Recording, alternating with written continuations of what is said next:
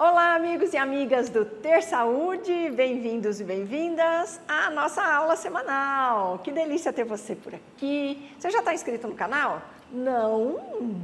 Então se inscreva, porque é super importante. Toca o sininho, é bom, se junta aquele monte de gente. Aí o YouTube acha que é muito importante, vai te entregar aquele monte de informação bacana sobre saúde. Legal, né? E sugira também o canal para alguém, se você acha que é interessante, que vai fazer a diferença na vida de alguém. Fique à vontade para oferecer. Notícia boa a gente tem que espalhar, não é verdade?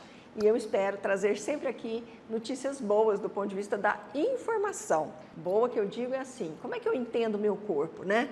Como é que eu sei que ele está saindo do seu funcionamento perfeito? Aí eu posso pensar naquela doença e ajudar também o profissional de saúde que cuida de mim, não é verdade? Essa é a ideia do Ter Saúde, que você consiga ajudar também no raciocínio clínico de quem cuida de você.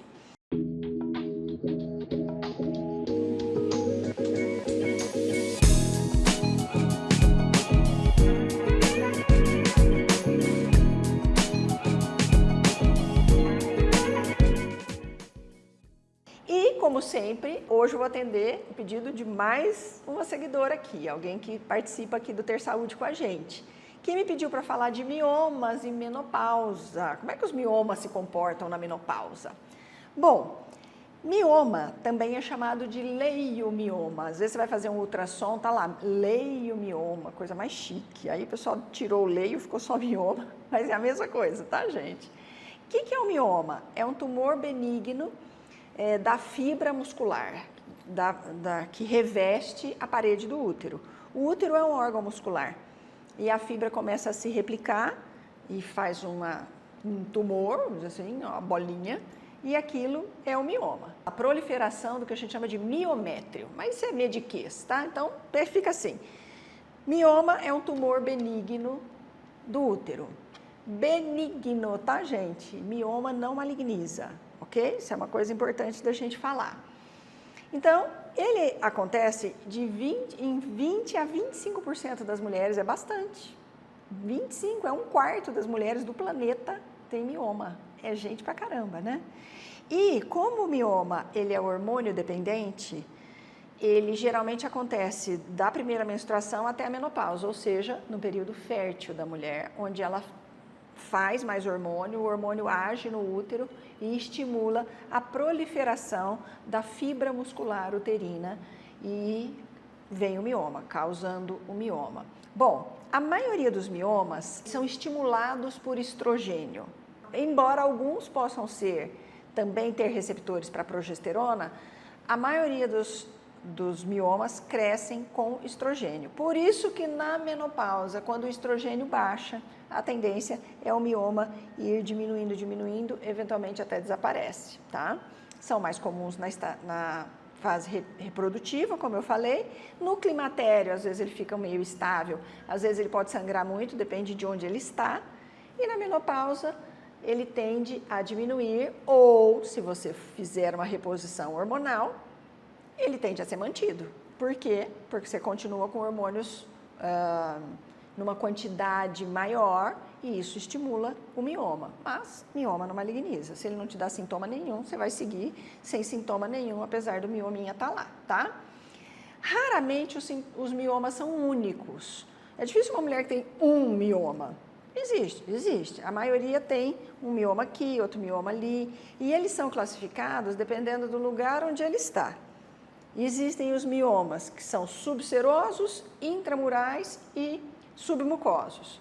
O submucoso é o mioma que está bem no endométrio, que é a parte de dentro do útero, porque o útero, gente, ele é uma cavidade virtual, ou seja, ele parece uma pera, ele tem um vácuo no dentro, mas ele não está aberto, ele só abre se tem neném. Ele é fechadinho assim, ó. E aqui dentro tem o endodentro métrio, o lado de dentro do útero. Se o mioma está ali, ele é chamado de submucoso. Mais ou menos 5% dos miomas são submucosos. Esse é o mioma mais chato. Por quê? Porque ele faz a mulher sangrar demais. Porque quando a mulher descama o endométrio, que chama menstruação, aí ele está ali e ele faz, às vezes, sangrar mais. Isso é uma coisa mais chatinha. E esse submucoso, ele é o mais responsável pelos abortos espontâneos e pela infertilidade, porque às vezes o feto, o embrião, ele nida ali, ele gruda ali e aí ele não consegue segurar. Então esse é o miominha mais chato, submucoso, que está no endométrio. Tem os intramurais, que como o próprio nome diz, está dentro do muro. Que muro? O muro de músculo, a parede muscular do útero. Esse é um que não causa grandes problemas, não causa grandes sangramentos. O que ele causa? Aumento do útero. A mulher vai lá, medir o útero no ultrassom, normal é volta de 90, ela está lá 150, um pouquinho maior, e se, dependendo da época da menstruação, ele fica mais cheinho ainda. É um tipo que não causa grandes problemas, só aumento de volume. E o subseroso, ele está na capinha do útero, ele está fora do útero. Esse realmente não causa problema nenhum, a não ser que ele comece a empurrar, a apertar, a comprimir órgãos adjacentes. Aí, às vezes, pode dar uma dorzinha no ovário, pode dar uma dorzinha na evacuação, pode dar algum problema, umas coisinhas urinárias. Ele dá mais problema do lado de fora do que do lado de dentro. Muito, muito importante, e eu vou repetir. Mioma não maligniza, não vira câncer, tá, gente? E mioma também não aumenta o risco de ter câncer de colo de útero. É uma coisa, outra coisa completamente outra coisa. Então, o mioma é uma instituição, é uma doença completamente benigna. Se ele não te der problema de sangramento, não te der dor, ele não vai te dar nada. O único problema dele é que às vezes dói, sangra, aperta outros lugares, mas ninguém morre de mioma, tá? No climatério, duas coisas podem acontecer. Ele pode estar estável, mas se ele for submucoso, aí pode sangrar. Sabe aquelas mulheres? O que é climatério? É o que antecede a menopausa. Sabe aquelas mulheres que no climatério sangram? Muitas mulheres tiram o útero quase perto mesmo de menopausar, porque ninguém consegue segurar esse sangramento. Isso é a gente precisa fazer um jogo hormonal muito bem feito para segurar isso, porque senão ele tende a sangrar bastante. Depois que a mulher entrou na menopausa, a tendência dos miomas é diminuindo. Às vezes, dependendo do tamanho, desaparece. Por quê? Porque na menopausa, o estrogênio, que é o grande alimentador do mioma, ele despenca, ele vai diminuindo.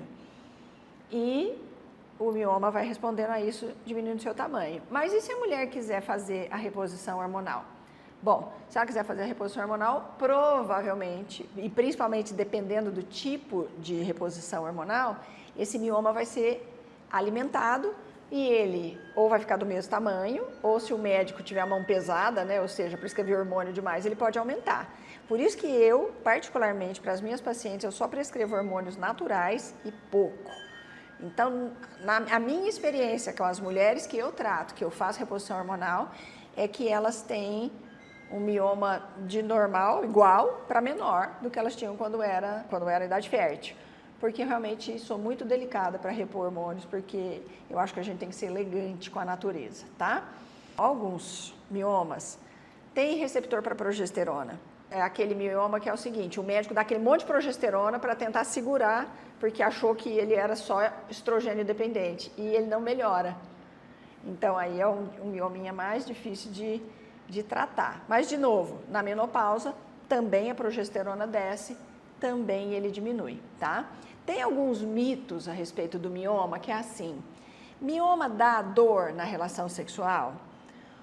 Olha, ele precisa estar muito grande, num lugar muito específico, para poder ter essa dor, que a gente chama de dispareunia. Então, provavelmente pode ter alguma outra coisa associada. Mioma dá enxaqueca? Tem gente que, mioma dá enxaqueca. Não, geralmente o que dá enxaqueca é o que causou o mioma, que é o desequilíbrio hormonal. Oi, doutora Marta, por que o mioma aparece? De nada? De repente o útero fala, vou fazer um mioma. Não. Quais são as causas do mioma aparecer? Genética, claro, né, que tudo em medicina pode ser genética. Sua mãe tem, sua avó, sua tia, provavelmente você terá. Ou você tem uma tendência a ter, eu não gosto de falar que você terá, porque se tratar direitinho você não terá, mesmo que a sua avó, sua tia, suas primas, suas irmãs todas tiveram, tá? Segunda coisa, desequilíbrio hormonal. Um mioma, gente, é predominância estrogênica. Mulher faz muito estrogênio em relação à progesterona. Ou ela faz um estrogênio normal mas não consegue fazer progesterona. Quer por um motivo, quer por outro, existe um desbalanço entre o estrogênio que prolifera a fibra endometrial, do miométrio, e a progesterona que segura. Então, tem muita coisa que estimula e pouca coisa que segura. E a terceira coisa que está por trás ainda do desequilíbrio hormonal é a cabeça. Por quê? Progesterona calma, estrogênio te prepara para a luta. Se você é uma mulher que tem que estar lutando o dia inteiro, porque você acha que você está na guerra, que você acha que você tem que ser a melhor empresa, trabalhadora, funcionária da sua empresa, tem que ser isso, tem que ser a melhor mãe, tem que ser a melhor esposa, tem que isso, tem que ser bonita, tem que isso, você tem que ter, e o mundo, você olha o mundo e vê um mundo hostil, um mundo que te cobra, você fala, para que eu vou fazer progesterona? O seu cérebro, porque a progesterona acalma. O cérebro olha para uma mulher completamente angustiada, ansiosa, estressada e fala, bom, ela está lutando contra algum touro, sei lá, deixa eu preparar ela para isso. Vocês estão entendendo? Então tem que sair da guerra. Eu já falei essa frase aqui, eu falo essa frase sempre para as minhas mulheres.